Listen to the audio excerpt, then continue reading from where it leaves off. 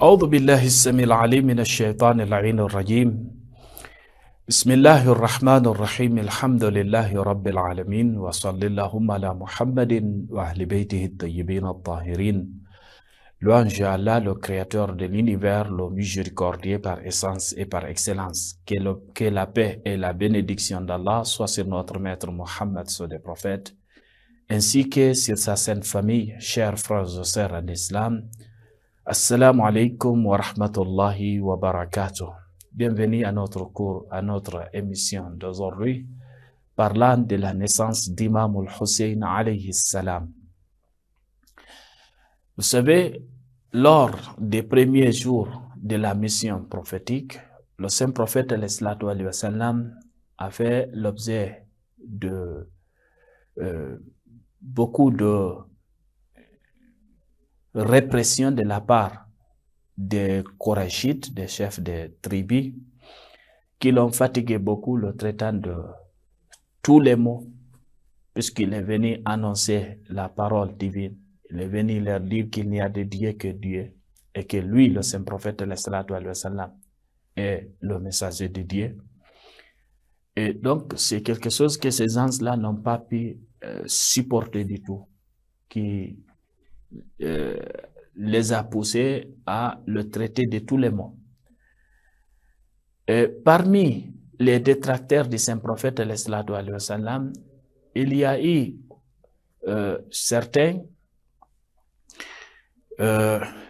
qui ont dit que le saint prophète est sans progéniture, qu'il est abtar, et que donc, s'il arrivait à mourir un de ces jours, il n'y a pas quelqu'un qui pourrait poursuivre sa mission. Il n'y aura pas quelque chose qui un jour rappellerait le saint prophète alayhi wa sallam, c'est-à-dire qu'il n'aura pas de progéniture après lui, pas d'enfant, pas du tout, puisque le saint prophète alayhi wa sallam au début avait eu des garçons qui ont rendu l'âme jeune, nouveau-né, pas jeune, nouveau-né. Et donc, ils l'ont traité de ce nom-là, et Allah subhanahu wa ta'ala, pour apaiser le saint prophète alayhi wa sallam, lui a révélé une sourate qui est la sourate Al-Kawthar, l'abondance. Donc, lui disant que certes, Allah subhanahu wa ta'ala lui a donné une abondance, et donc il n'a qu'à prier, il n'a qu'à remercier son Seigneur. Est-ce que vous voyez? Mais que c'est son ennemi-là qui n'a pas de progéniture, qui n'a pas de suite. Et donc, cette sourate a été révélée suite à cette circonstance.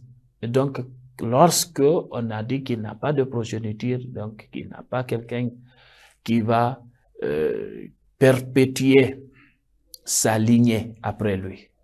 Et donc, si la circonstance de la révélation de ce verset-là parlait d'enfants, parlait de progéniture, et donc, on doit dire que l'abondance dont on est en train de parler dans ce verset-là est l'abondance de la progéniture, des descendants, après lui, le saint prophète, alayhi wa sallam.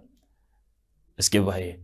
Sinon, même après ce qu'on a, c'est-à-dire, Inna sha'ni aka huwal abtar, cela n'allait pas avoir de sens. Pourquoi? Il a dit que celui-là, il est sans progéniture. Que c'est lui qui, donc c'est que toi, tu as une progéniture, que tu as une descendance, qu'on verra après toi et qu'on se souviendra de toi par cette progéniture-là. Est-ce que vous voyez?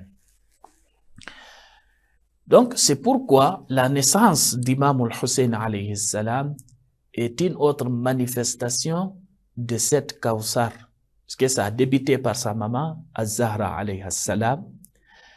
Et donc, ça s'est suivi de la naissance de son grand frère qui est Imam al-Hassan alayhi salam. Et donc, ça a continué par sa naissance, sa propre naissance, lui. C'est pourquoi Imam Hassan et Imam al-Hussein sont des enfants du saint prophète alayhi wa sallam. Est-ce que vous voyez? Bien qu'il y a eu des détracteurs, des gens qui ont voulu nier cette évidence, est-ce que vous voyez, disant que dans la coutume des Arabes, les enfants de l'homme, est-ce que vous voyez, sa progéniture, ses descendants, c'est par le biais de ses garçons et non par le biais de ses filles. Est-ce que vous voyez? Mais Allah subhanahu wa ta'ala a voulu que la descendance du saint prophète soit de quel côté? Du côté de sa fille, Fatima Zahra alayhi salam. Et donc, Allah subhanahu wa ta'ala a appelé même les enfants de Fatima Zahra alayhi salam comme étant les enfants du saint prophète alayhi salam. Notamment dans la sourate Al-Imran, le verset qu'on appelle Al-Mubahala, la malédiction. Ce verset-là a mentionné comme enfants qui Al-Hassan et Al-Hussein, comme étant les enfants du saint prophète alayhi salam. Lorsque les chrétiens de Najran étaient venus au niveau du saint prophète alayhi salam, discuter avec lui sur la divinité de Jésus et de tout cela, qu'il est le fils de Dieu, qu'il est un Dieu ou quoi que ce soit, et qu'ils ont fait face à une réfutation du saint prophète alayhi salam, n'acceptant pas cette version. Et donc finalement, ils ont décidé qu'il y ait quoi? Une malédiction mutuelle. Et Allah subhanahu wa ta'ala, pour partir à ce rendez-vous-là, a dit au saint prophète alayhi salam de prendre des anges. فَمَنْ حَاجَّكَ فِيهِ مِنْ بَعْدِ مَا جَاءَكَ مِنَ الْعِلْمِ فَقُلْ تَعَالَوْا نَدْعُ أَبْنَاءَنَا وَأَبْنَاءَكُمْ وَنِسَاءَنَا وَنِسَاءَكُمْ وَأَنفُسَنَا وَأَنفُسَكُمْ. Celui qui te discute à propos de Jésus, à propos de tout ce que tu as dit ici concernant Jésus, qui n'est pas Dieu, qui n'est pas une divinité, qui n'est pas le Fils de Dieu, alors dis-le, venez, appelons nos enfants et vos enfants, nos femmes et vos femmes, et notre propre personne et les vôtres. On va quoi? Faire demander la malédiction sur celui qui est, sur celui qui ment.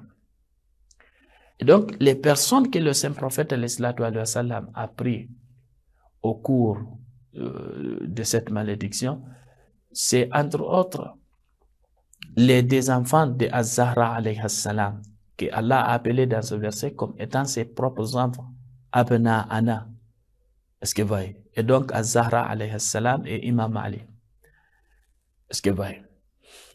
Donc, le Saint-Coran a mentionné ces enfants, les enfants de Az-Zahra alayhi salam, comme étant les enfants du saint prophète alayhi salam. Et donc, il y a eu même des anges qui ont été, au cours de l'histoire, qui ont essayé de réfuter cela, soi-disant que ce ne sont pas des enfants de ces prophètes. Et donc, il y a eu des imams qui se sont appuyés sur bon nombre de versets du Saint-Coran. Par exemple, le verset parlant de Jésus. Jésus, qui a été mentionné parmi les descendants d'Abraham. À savoir que Jésus, il n'a pas de père. Allah l'a créé simplement de sa maman, avec cette naissance miraculeuse. Est-ce que vous voyez? Mais il a été rattaché à la descendance d'Abraham. De quel côté alors s'il n'a pas de père? C'est certes du côté de sa maman. Est-ce que vous voyez? Donc, les enfants du saint prophète alayhi salam lui ont été rattachés aussi par le biais de leur maman, du côté de leur maman.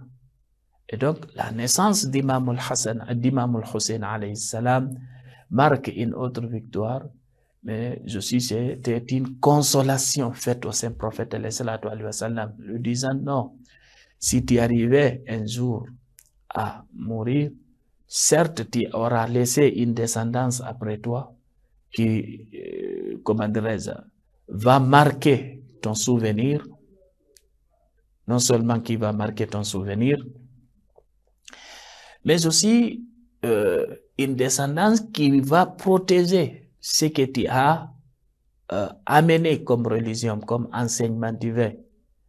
Donc, il sera toujours là, non seulement pour propager ces enseignements-là, mais aussi pour les protéger, pour empêcher que des intrus viennent, comment dirais-je, introduire des choses qui ne font pas partie de cette religion. Est-ce que vous voyez? Donc, la naissance d'Imam al-Hussein alayhi salam était une victoire, était une belle annonce faite au saint prophète alayhi salam. C'est pourquoi, lorsqu'il est né, on a informé le saint prophète alayhi salam qui est venu accueillir son nouveau-né dans ses propres bras. Est-ce que vous voyez? Et donc, il a fait la tradition, c'est-à-dire la même chose qu'il avait faite lorsque son grand frère était né, c'est-à-dire le fait de faire l'azan dans son oreille droite, est-ce que vous voyez, et l'iqama dans l'autre, et lui dire son nom, tout cela, et donc de faire le baptême aussi, égorgé. D'ailleurs, c'est ce qui est devenu une sunna, une tradition pour la communauté musulmane, de sorte que le saint prophète ayant reçu ses enfants, il a fait quelque chose que tous les musulmans ont vu et ont imité après lui, le saint prophète étant que c'est lui l'exemple, c'est lui l'idéal à suivre pour les musulmans. Est-ce que vous voyez? Donc, Imam al-Hussein alayhi salam, bien que ça devait être une joie, une immense joie lors de sa naissance, mais la joie a été, comment dirais-je, un laps de temps. C'est pourquoi, ce jour-là encore, on a vu le saint prophète pleurer. Pourquoi? Parce que l'ange Gabriel était venu lui annonçant la fin de cet enfant-là. Comment est-ce qu'il sera assassiné après lui, le saint prophète Est-ce que vous voyez? Et qu'il sera assassiné par qui? Par des anges de sa communauté. Donc, quelque chose de très désolant. Et donc, qui a fait pleurer le saint prophète et donc qui a été aussi une sunna à imiter, à dire pleurer le martyr d'Imam al-Hussein alayhi salam. Car la première personne à pleurer ce martyr-là était le saint prophète alayhi salam. Et comme on venait de le dire, c'est lors même de sa naissance que le saint prophète a commencé à pleurer, Imam al-Hussein alayhi salam. Donc, sa naissance a été d'une joie courte, vie qui tombera en martyr de la main des anges de la communauté de son grand-père. Est-ce que vous voyez? Et donc, Imam al-Hussein alayhi salam, il faisait partie des anges qui avaient une ressemblance au saint prophète, une parfaite ressemblance. Non seulement en apparence, mais aussi en comportement. Parce qu'il était venu aussi pour guider l'humanité vers ce qu'Allah subhanahu wa ta'ala aime et agrée. Et donc, il devait être un exemple dans son comportement, dans tout. Et il avait aussi une mission qui était quoi? Qui était de mener une révolution pour que la révolution de son grand-père soit purifiée. Est-ce que vous voyez? Des innovations qui lui ont été mélangées. Et donc, il avait cette, comment dirais-je, cette mission qui était là. Est-ce que vous voyez? Et là, d'ailleurs, c'est depuis sa naissance, parce que pour ce qui est de sa naissance, il y a beaucoup de paroles à parler, mais toujours cette naissance-là est liée à cette mission ultime qui était là. De quoi? De tomber en martyr pour que l'islam pur du saint prophète soit connu des anges. pour que les innovations et les hérésies qui ont été introduites à cette religion soient ôtées de cette religion et que les gens puissent comprendre la religion pure, la religion authentique, l'islam authentique du saint prophète alayhi wa sallam. Est-ce que vous voyez? Imam al-Hussein alayhi salam, dans sa jeunesse aussi, donc c'était une jeunesse, donc enfance passée ou dans la maison prophétique. Est-ce que vous voyez? Puisque Imam al-Hussein alayhi salam fait partie des ans du manteau, ce qu'on appelle Ahlul Kisa, qui ont été purifiés par Allah subhanahu wa ta'ala.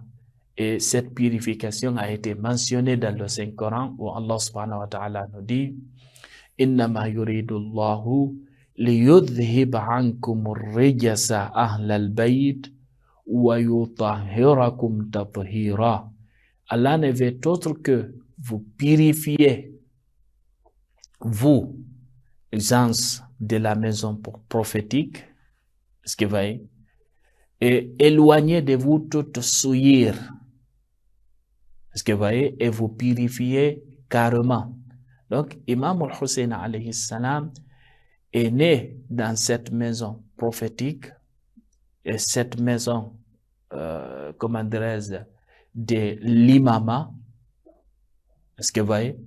Est-ce que lui, non seulement du côté paternel, mais aussi du côté maternel, il est ici d'une noble généalogie. Est-ce que vous voyez?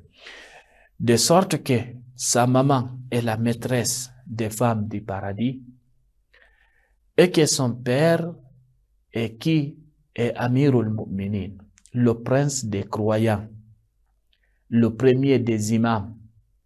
Celui dont le saint prophète alayhi wa sallam, parlant de ses mérites, nous disait que c'est par l'épée, son épée, l'épée d'Imam Ali alayhi salam, mais aussi la fortune de Khadija que l'islam s'est assis, que l'islam a triomphé. Est-ce que vous voyez? Et parlant toujours de lui, il nous disait Ana madinatul ilmi wa Ali babuha. Je suis certes la cité du savoir et Ali en est la porte. Et donc, les mérites d'Imam Ali alayhi salam, c'est quelque chose qu'on ne peut pas dénombrer. Et donc, du côté paternel, c'est Imam Ali qui est son père.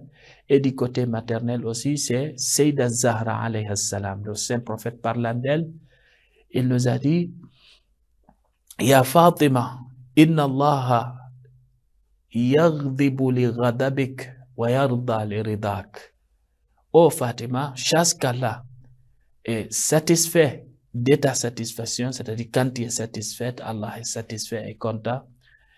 Et il est courroucé aussi lorsque tu es courroucé. Est-ce que vous voyez?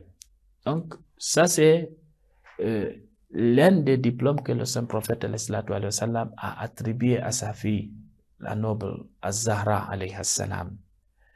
Donc, un mérite qui n'a pas d'égal. Et donc, pour mentionner de plus l'infaillibilité de cette noble dame. Et donc, ça, c'est du côté maternel. À savoir aussi que son grand-père, c'est le saint messager, alayhi wa sallam, c'est lui où Allah subhanahu wa ta'ala, parlant de ses mérites, nous dit wa ma arsalnaka illa rahmatan lil alamin. Nous ne t'avons envoyé que comme miséricorde pour l'humanité tout entière. Est-ce que vous voyez? Et sa grand-mère, c'est Khadija al-Kubra, celle-là aussi qui a tout fait, qui a donné toute sa fortune, mais aussi son propre âme pour le triomphe de cette noble religion. Est-ce que vous voyez? Donc, ce qui veut dire que Imam al-Hussein alayhi salam, il est noble de tous les côtés de sa lignée, que ce soit du côté paternel ou bien du côté maternel. Et son grand frère aussi, c'est Imam al-Hassan alayhi salam. Et les deux d'ailleurs, le saint prophète parlant d'eux, Il nous a dit que ce sont les princes des anges du paradis. Et savoir que dans le paradis, dit les deux princes des jeunes du paradis, alors que dans le paradis, il n'y a que des jeunes. Est-ce que vous voyez? Donc, c'est un homme digne, noble de tous les côtés. Est-ce que vous voyez?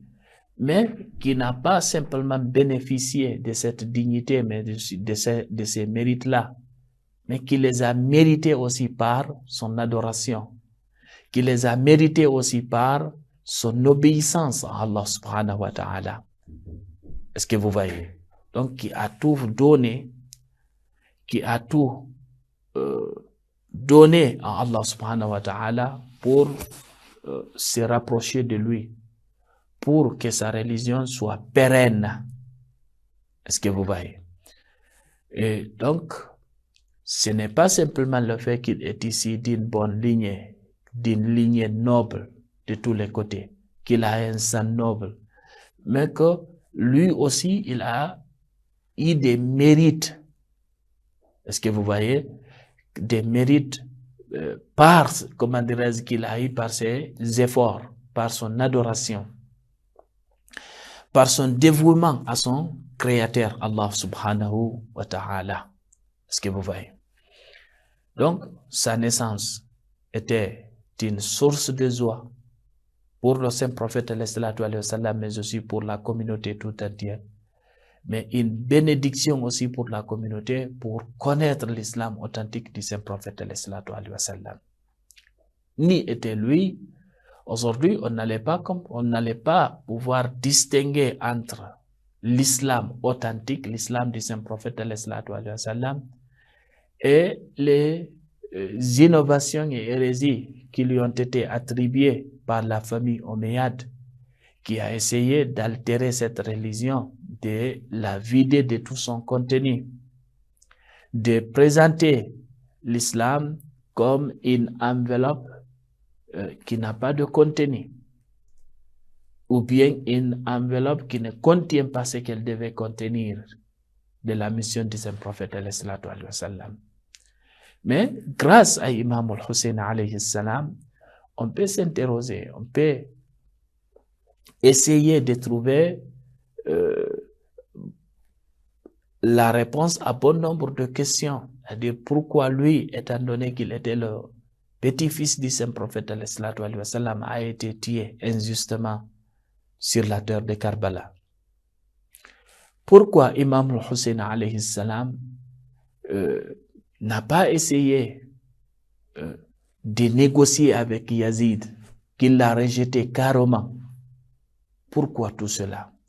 Pourquoi est-ce qu'il a préféré être assassiné, assoiffé, assiégé par sa famille, avec sa famille, sous le chaud soleil? Est-ce que vous voyez? Pourquoi tout cela? Pourquoi? Est-ce que vous voyez? Mais si on connaît réellement, si on connaît réellement qui est Imam al-Hussein alayhi salam, on connaît que sa lignée était une lignée noble et qu'il a été purifié par Allah subhanahu wa ta'ala. Est-ce que vous voyez? On va se rendre compte que ceux qui l'ont assassiné, ceux qui ont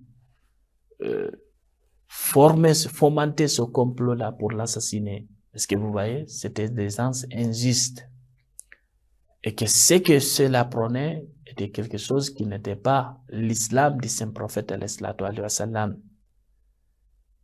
Et donc c'était quelque chose qui entrait en contrapôt avec les enseignements nobles de cette religion.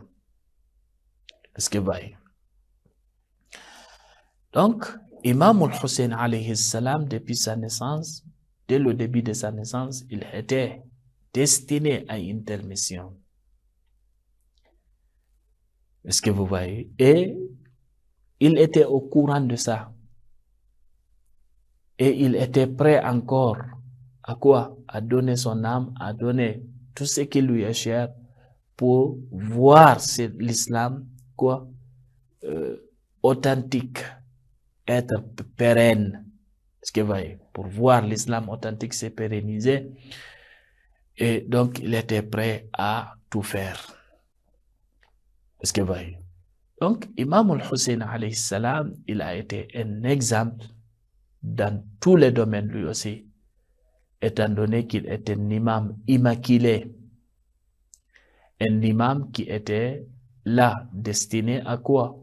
À guider l'humanité vers ce que Allah subhanahu wa ta'ala aime et agrée. Et il n'a pas négligé. Imam al-Hussein alayhi salam s'est acquitté de son rôle de la meilleure des manières. Est-ce que vous voyez?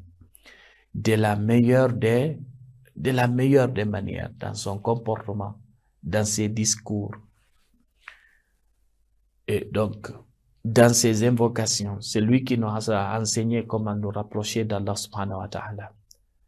D'ailleurs, dans l'une de ces invocations qu'on lit le jour d'Arafat, il y a des enseignements, est-ce que vous voyez, nobles, clairs, non seulement de l'unicité de Dieu, de ses attributs, comment connaître Dieu, de tout cela. Est-ce que vous voyez? Donc, c'est lui, par exemple, qui nous dit comment est-ce qu'il y a-t-il quelque chose qui est plus apparent que Dieu, de sorte que cette chose-là soit un indice qui indique Dieu? Est-ce que vous voyez?